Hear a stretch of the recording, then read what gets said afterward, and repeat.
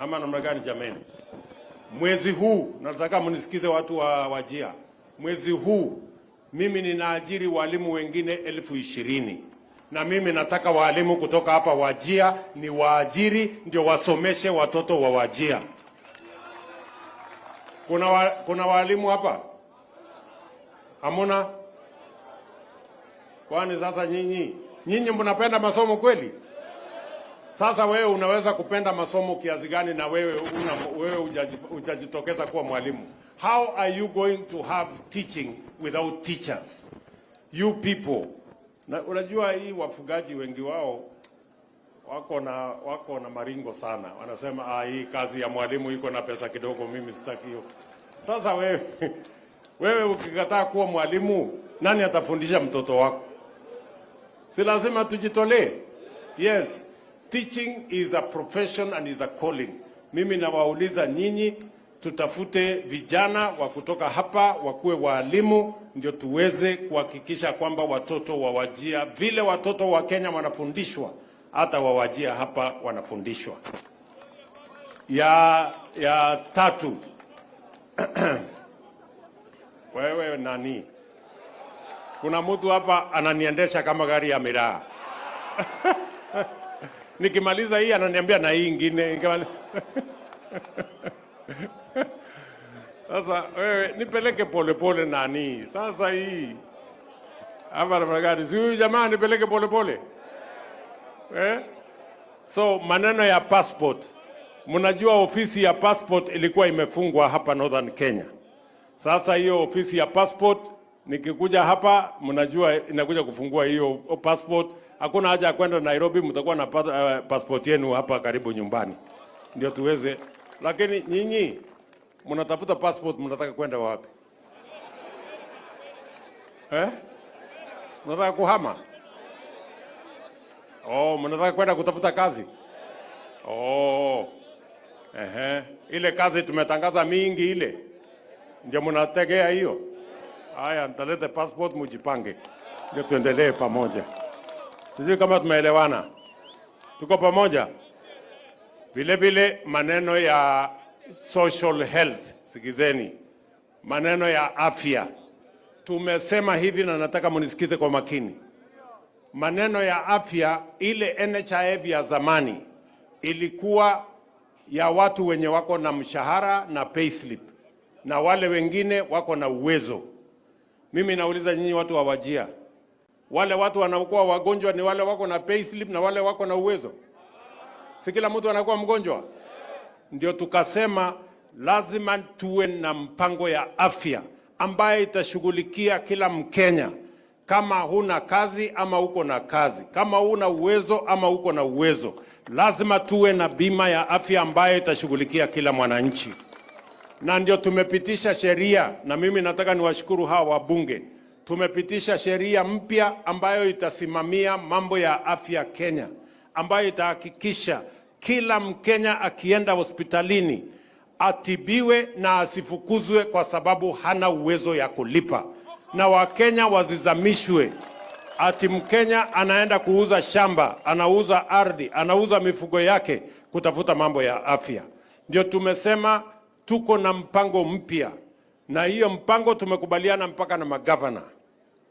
Hawa magavana tumekubaliana, si mnajenga level 5 hospital hapa? Huyu Jir si anajenga hospitali hapa?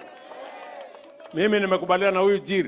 Hiyo hospitali ikijengwa, tuko na mpango ambayo tutaweka equipment hapo bila ya kulipia hiyo equipment. Wale ambao wana supply equipment wataleta hapo, tutakuwa tunawalipa wakati tunatibu wananchi wetu. That is how we are going to do it. Nyinyi mnanielewa watu wa Wajir? Ama namna gani?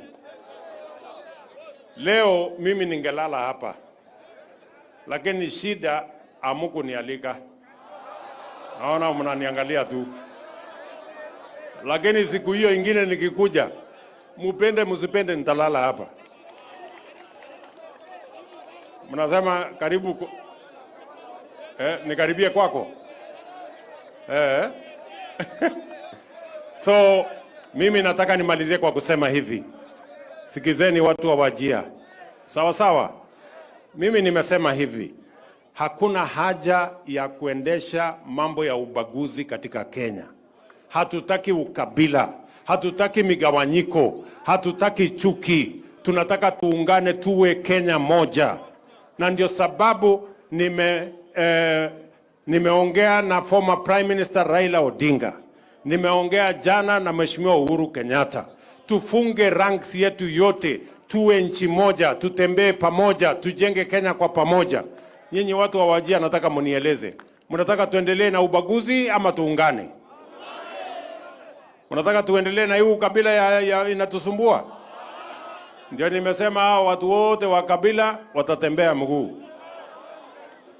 Ama mnasemaje? Si hao watu ya kuendesha ukabila tuwazamishe? Wapotee ama usipotee? Atapotea kabisa. So mimi sitaki kusema kuzidi hapo.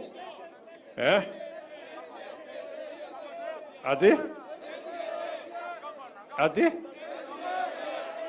Ni nini hiyo? NTSA wamefanya nini? MCA. NTSA ni nani? Haya, mmeniambia hiyo maneno yote, mmeniambia nitafanya hiyo kazi vile mnataka. Kwa hivyo, otherwise, asanteni sana. Hapa tuko na viongozi wengi. Si huyu Jir atusalimie? Gavana wetu.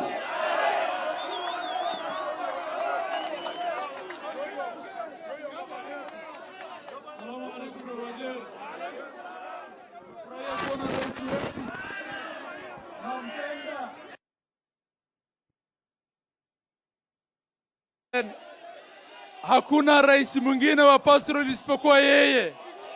Tutamrudisha yeye. Tutachagua yeye tena 2027. Asanteni sana, Mungu awabariki.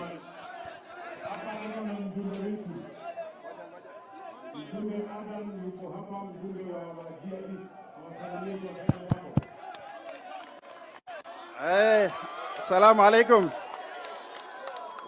Leo tuko na Mheshimiwa Rais. Yetu ni kusema tu karibu kwake, si ndio? Nafikiri tumefanya makosa kama leaders, hatujasema alale. Lakini ameahidi anakuja January. Hii story yetu yote ambayo tunataka tutaongea January. Na atakuja na maneno mingi. Si umesikia vile amesema? Hii maneno ya NTSA hiyo ni kitu kidogo. Hapana, ulizeni rais. Hizo zitakuja. Asanteni sana.